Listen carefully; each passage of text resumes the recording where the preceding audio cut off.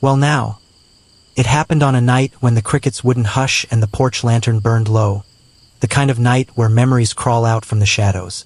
Mia stood on that creaky old porch, blue ribbon trembling in the wind, when the whistle blew down by the station.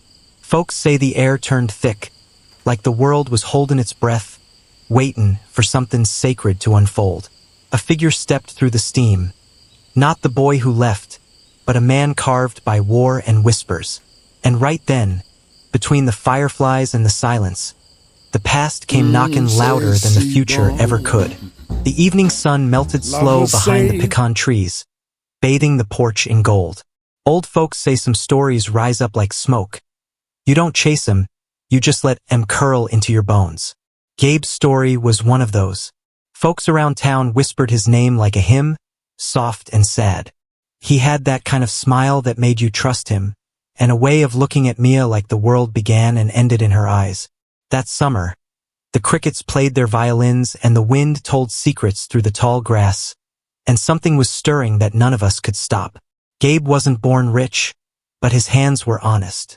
He worked down at the river docks, hauling crates from sunrise to dusk, his shirt sticking to his back like second skin. Every evening, before heading home, he passed by Mia's mama's store. Mia would be there, standing on the wooden steps, barefoot and laughing. Her laughter, Lord, it could heal a tired man's soul. Gabe would tip his hat. She'd roll her eyes like she wasn't waiting for him all day, but we knew better. Everyone did.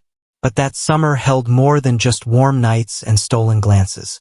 There were rumblings, low, steady, like thunder before the rain. Letters started arriving in crisp envelopes, with stamps that smelled of duty and dust.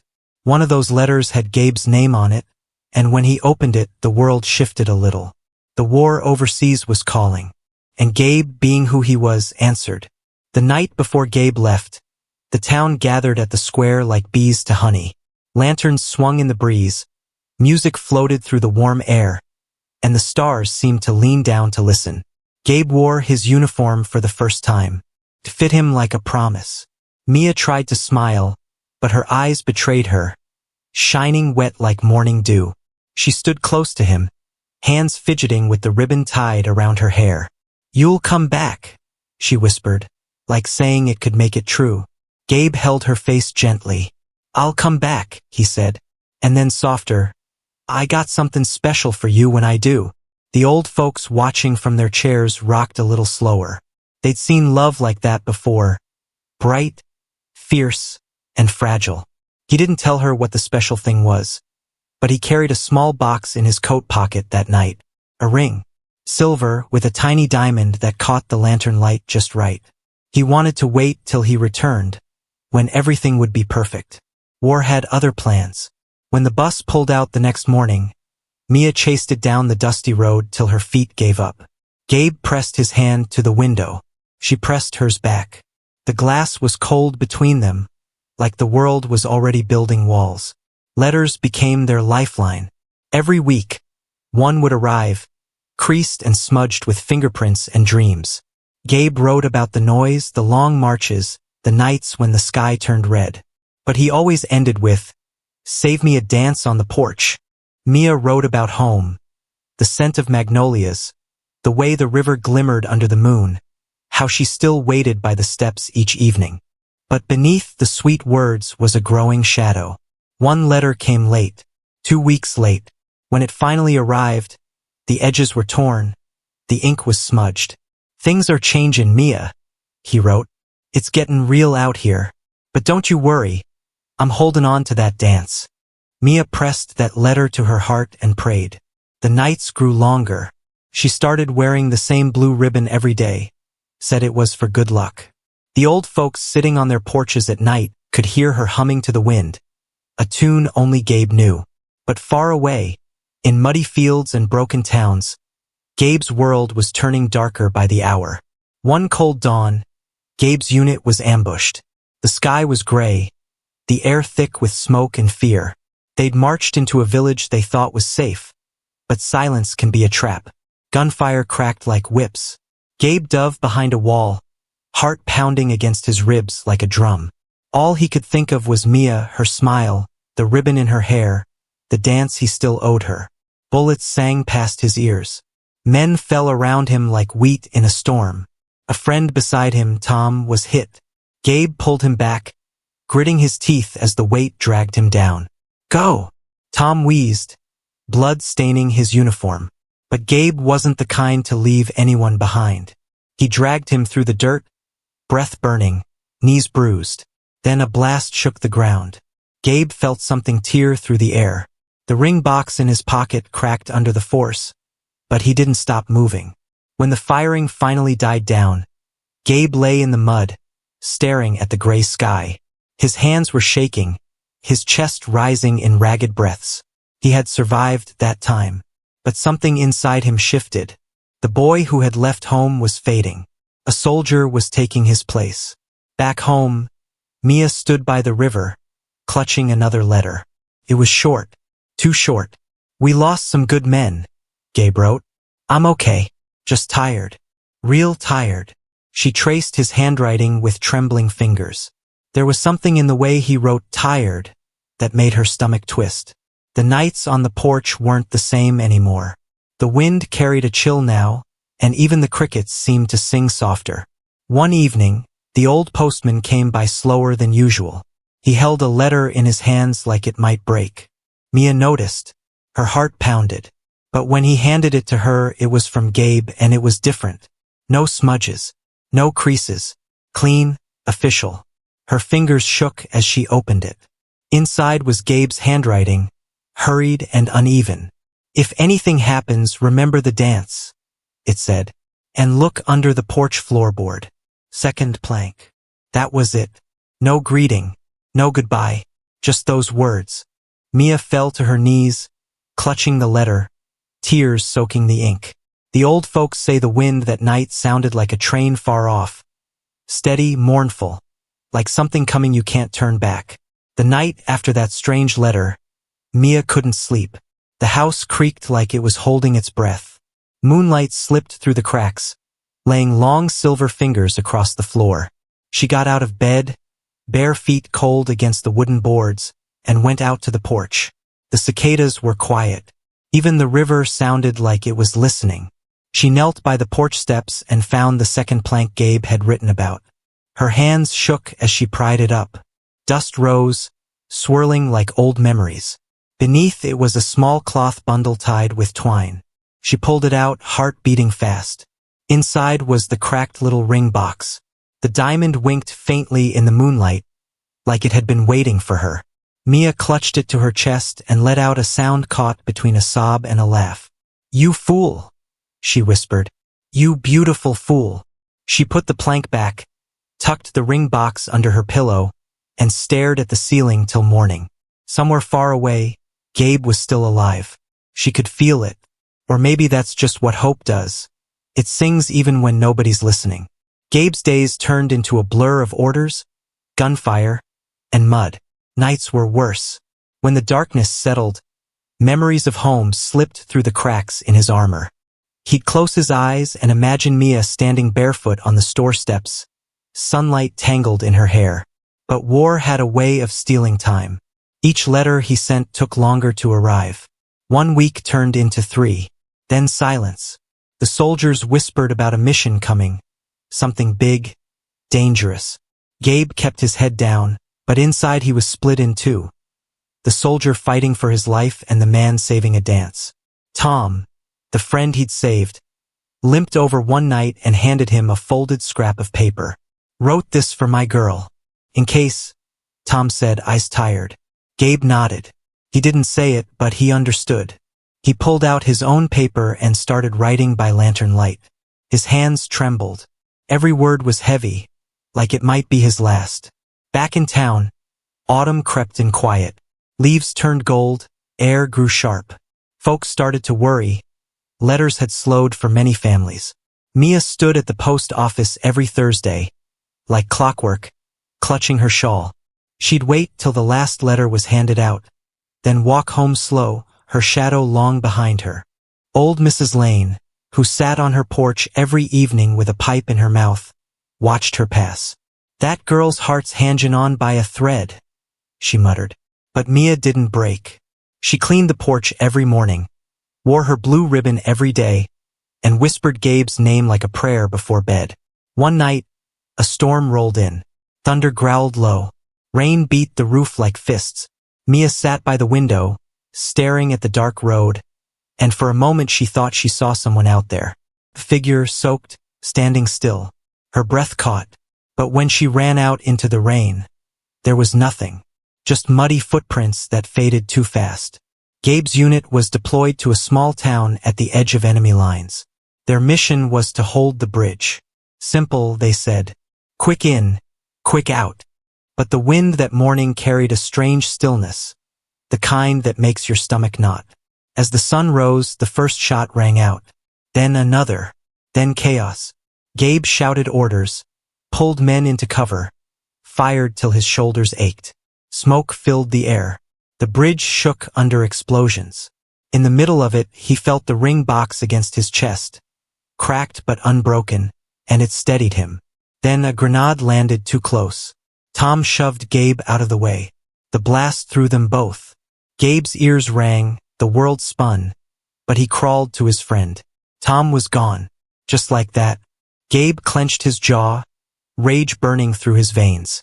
He picked up his rifle and went back into the smoke. Mia's hands were cold when the telegram arrived. The man who brought it couldn't look her in the eyes.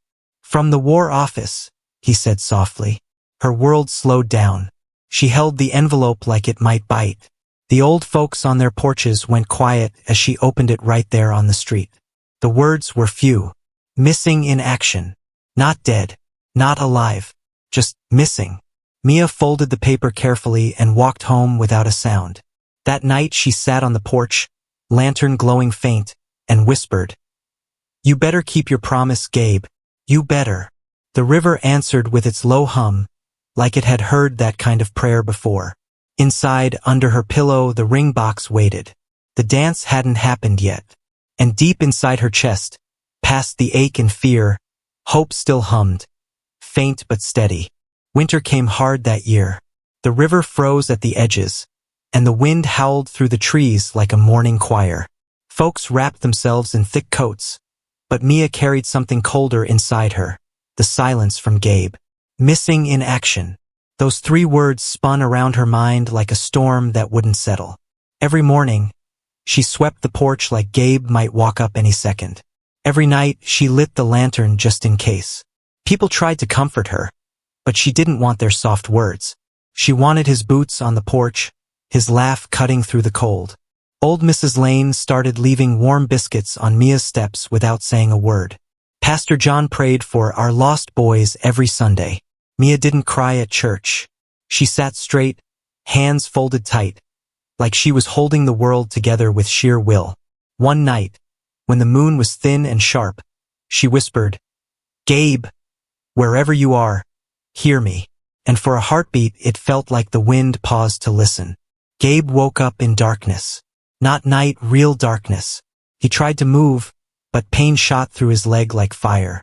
He reached out and felt rough stone walls. A cellar. He remembered the bridge, the blast, the shouting. Then nothing. Footsteps echoed. A door opened, light cut through. 2 enemy soldiers dragged in another wounded man. They didn't see Gabe. He was tucked in a shadowed corner, half buried under rubble. He bit back a groan. His mind raced. He was behind enemy lines, alone, broken. But he wasn't dead. Not yet. Days blurred. He scavenged scraps of food, listened through cracks, counted steps, mapped exits in his head. At night, when the pain grew too loud, he pressed the cracked ring box to his chest and whispered, "I promised you, Mia. I promised." It was the only thing keeping him from slipping away. In town, word spread slow and cruel. "Maybe he's gone," some whispered. Missing usually means... But Mia didn't listen. She held on like a vine-gripping stone.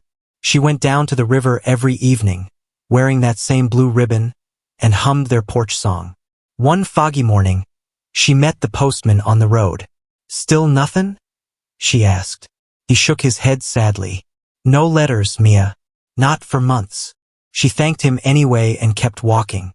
Folks started saying she was stuck, like waiting for someone who might never return was foolish. But Mia's waiting wasn't weakness. It was defiance. When the first snow fell, she stood barefoot on the porch, eyes closed, letting the flakes land on her lashes. "Come home," she whispered. The snow didn't answer, but her heart did, steady, stubborn. Gabe waited for the right moment. Came one wet, moonless night. The guards were drunk, laughing loud. He dragged himself through a gap in the wall he'd been slowly widening with a rusted nail. His leg throbbed, but freedom burned hotter. He crawled through mud, over rocks, under fences. Gunshots echoed far behind, they'd noticed. He kept going. Rain poured, cold and sharp, but it hit his tracks. Somewhere beyond those hills was friendly ground, and beyond that, home. By dawn, his strength was almost gone. He collapsed under a tree, gasping. He pulled out the broken ring box. The diamond caught the first weak light of morning. "For you, Mia," he whispered, then pushed himself up again, step by step, breath by breath, like a man dancing through fire just to keep a promise. Weeks later, the telegram arrived. This time, it was different. The man at the door wore a full uniform, his boots polished, his face unreadable. Mia's hands trembled as she signed for it. She unfolded the paper slowly, heart hammering. "Private Gabriel Turner has been located alive. Currently receiving medical care overseas. Return pending transport." She sank onto the porch steps, paper clutched tight, tears streaming silently. The neighbors heard her cry out. Not a cry of pain, but something raw, wild, full of relief and disbelief. She read the words over and over, afraid they'd vanish. Alive! That was all she needed. She ran to the river, threw her arms wide, and shouted, "He's alive!" The wind carried it like a song. But deep down, she knew the war had changed him. When he came back, if he came back, things wouldn't be the same. Still, she didn't care. She had waited this long. She could wait a little more. The news of Gabe being alive spread through town like wildfire. Folks came by Mia's porch, bringing pies and congratulations, clapping her on the back like it was their victory too. But after the noise faded, she sat alone on the steps, lantern glowing soft beside her. She read the telegram again and again, fingers tracing the words until they became part of her. Alive. That word had weight. It was hope dressed in a soldier's uniform. But hope could be tricky. It gave you light, but it also made the shadows sharper. She didn't know when he'd return. Days? Weeks? Months? She just knew her waiting wasn't over. That night she placed the ring box on the porch rail. The diamond caught the moonlight. "We still got our dance," she whispered, voice steady now. The crickets picked up the tune like they'd been waiting for their cue.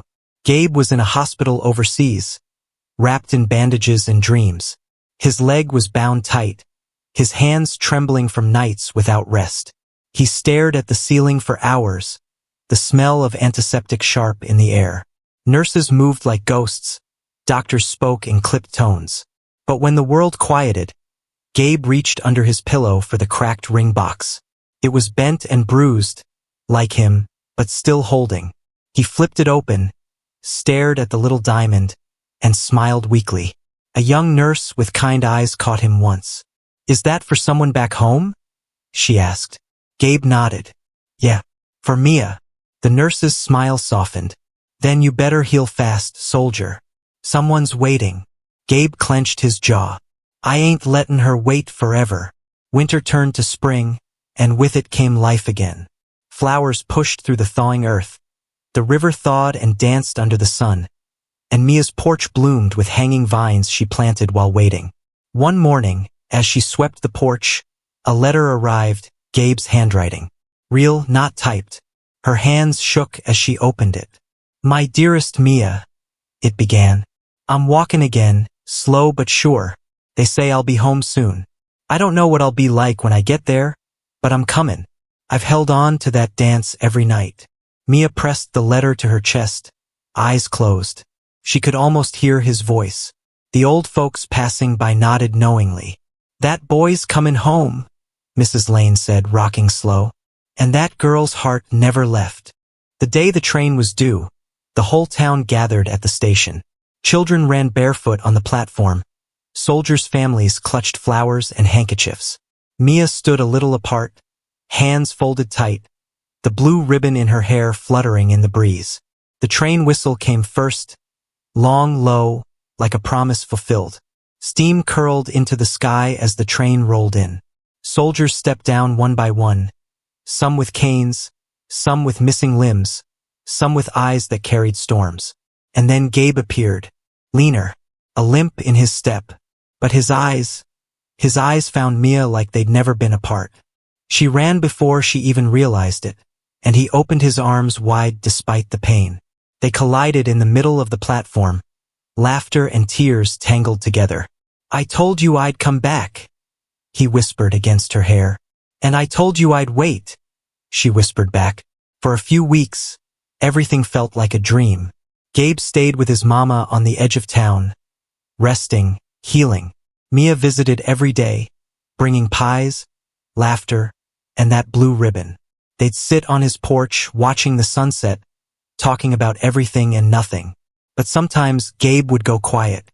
His eyes would drift somewhere far away, his hand unconsciously touching the scar on his leg.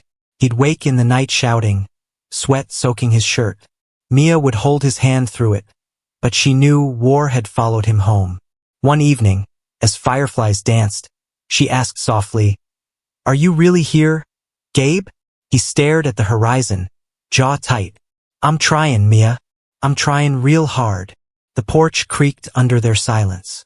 The wind carried the faint hum of crickets. Some stories don't end when the hero returns. Some stories just change their rhythm. Spring rolled on, but the nights in Gabe's house weren't quiet anymore. Sometimes he'd jolt awake, gasping like he'd been pulled from underwater. Other times he'd sit outside alone, staring into the dark woods, shoulders stiff. Mia started coming over before sunrise, just to sit on the steps with him. They wouldn't talk. They'd just breathe together. But one morning, Gabe snapped. She touched his arm and he flinched so hard his cane fell. "I ain't broken, Mia," he barked. The words hung in the air like smoke. She froze, hurt flickering across her face. He ran a hand over his head, eyes heavy with regret. "I'm sorry. She stepped closer, steady. "You came back different, Gabe. But I ain't scared of different." The wind picked up, rustling the trees like a soft warning. Love wasn't a porch dance anymore. It was a quiet war of its own. Rumors started floating through town. "He ain't the same. Poor Mia, waiting all that time. Some soldiers leave their hearts over there." Folks meant no harm, but words can bruise even when whispered soft. Mia held her head high, but every sideways glance felt like a thorn. One afternoon, she found Gabe by the river, throwing stones hard, jaw tight. "They talk," he muttered. "Let 'em," she said. "They don't know what it's like to wake up hearing gunfire that ain't there." His voice cracked. Mia stepped in front of him. "Then teach me, Gabe. Don't shut me out. I waited through silence, through telegrams, through winters. I can wait through this too." His shoulders slumped. He dropped the stone. "You sure?" She took his hand, firm. "I ain't lettin' go now." The river carried their reflection. Two figures bruised but still holding. Gabe started going to town gatherings again. Slow steps, leaning on his cane. The first time, people clapped when they saw him. The second time, they just nodded, like welcoming back a neighbor from a long trip. Mia stayed close, never overbearing, just steady like the old oak tree by the church. One Saturday night, there was a dance at the square. Lanterns hung low, fiddles sang, and laughter bubbled through the air. Gabe stood at the edge watching couples spin. His hand slipped into his pocket and touched the cracked ring box. Mia turned to him with that same mischievous smile she wore the day he left. "You still owe me a dance," she whispered. His heart thudded. "I can't dance like I used to." "Then we'll make a new dance," she said. And right there, under the lanterns, with the town watching quiet, Gabe took her hand. Slow, shaky steps. Not perfect, but real. The fiddles softened, the crowd parted, and for a moment, time itself paused. After the dance, Gabe couldn't sleep. He sat on his porch, cane propped beside him, moonlight painting his face silver. He pulled out the ring box, ran his thumb over the crack. "I almost didn't make it back," he whispered to the night. He thought of Tom, of mud and smoke, of faces he'd never see again. Tears rolled down without him noticing. The porch boards creaked softly, and Mia appeared in her nightdress, bare feet quiet. She sat beside him, no words, just leaned her head on his shoulder. He held up the box. "It ain't perfect no more." She smiled through sleepy eyes. "Neither are we." In that silence, something settled. Not everything was fixed, but something old and true took root between them again. The following Sunday, Gabe asked Pastor John if he could use the church porch after service. Folks gathered under the bright sun, fanning themselves with hymn books. Gabe stood before them in his pressed shirt, cane steady, hands shaking a little. Not from pain this time, but from what was about to happen. Mia stepped up beside him, confused but smiling. Gabe took a deep breath. "When I left, I carried something with me. Not just a ring, but a promise." He pulled out the little cracked box, opened it slow. Gasps rippled through the crowd. "Mia," he said, voice thick, "I thought I'd come back whole and give you this, but I came back cracked. And this ring, it cracked with me. But if you'll have me, cracked, scared, limpin' and all, then I reckon we can build something strong together." The porch fell silent. Even the wind held its breath. Mia's eyes filled, her smile trembling. She nodded. "Yes, Gabe, 1,000 times yes." The whole town buzzed for days after the proposal. Folks brought pies, flowers, quilts, even chickens. Anything to be part of the joy. Old Mrs. Lane smoked her pipe and said, "I knew that boy'd come back to finish that dance." Pastor John smiled till his cheeks hurt. Children whispered about the soldier and the girl who waited. But behind the laughter, Gabe and Mia kept things simple. They didn't rush.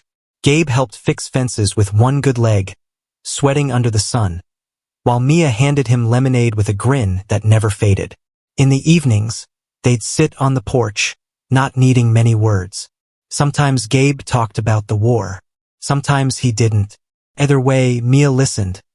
Not like someone waiting for a story, but like someone standing guard over his soul.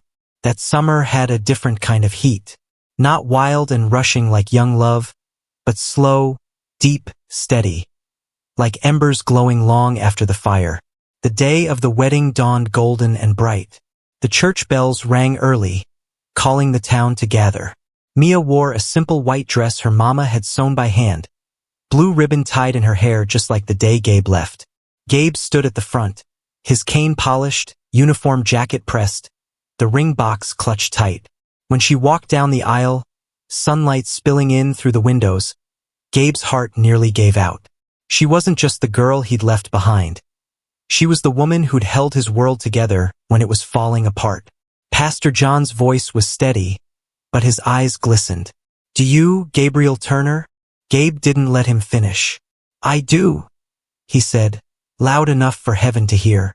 Laughter rippled through the crowd. When the ring slid onto her finger, cracked box and all, the whole town stood and clapped. Some cried, some whistled, but everyone felt it, the weight of love that had walked through fire and still stood tall. Married life wasn't a fairy tale. Gabe still woke some nights with sweat on his brow, heart pounding. Mia still sat by him when the darkness came, whispering, "You're home. You're here." He worked at the docks again, slower but stronger. She ran her mama's store, humming their porch song while customers came and went. Some evenings they'd dance on the porch again. Slow, quiet steps, fireflies floating around them like tiny lanterns. The crickets played their violins, and the river kept its low hum. Folks passing by would smile and shake their heads, saying, "There goes Gabe and Mia, still dancing." They didn't try to forget the past. They carried it gently, like a scar that told a story. Years rolled by. The town changed, new faces, new buildings, new stories. But Gabe and Mia stayed rooted like old trees by the river. Their porch became a place where young folks came for advice and old folks came for comfort. Gabe would sit in his rocking chair, telling stories slow, letting his voice wrap around the summer nights. Mia would bring sweet tea and biscuits, laughing at his tall tales but never correcting him. Sometimes he'd talk about the war, sometimes about the dance, sometimes about that cracked ring box. And when the moon rose high, he'd lean close to Mia and whisper, "We made it, didn't we?" She'd smile, soft and sure. "Yes, Gabe, we surely did." On their 40th anniversary, the town threw them a celebration at the square. Lanterns hung like stars, fiddles played the old songs, and folks from every corner came to dance. Gabe was slower now, hair silver, hands lined. Mia's steps were smaller, but her eyes shone brighter than ever. They stood in the middle of the square, hand in hand, as the music slowed. He leaned close and whispered, "You still got that blue ribbon?" She laughed. "Always." And then, under the warm night sky, surrounded by everyone who'd watched their story unfold, they danced. Not like young lovers, but like two souls who had walked through storms and found their way home again. The old folks on their porches said later, "That was a love story for the ages. Started with a promise, held through silence, and ended with a dance that never stopped." And if you passed by their porch on a quiet night, long after everyone else had gone home, you'd still hear it, the soft shuffle of 2 feet, the creak of wood, and a love that outlived the war.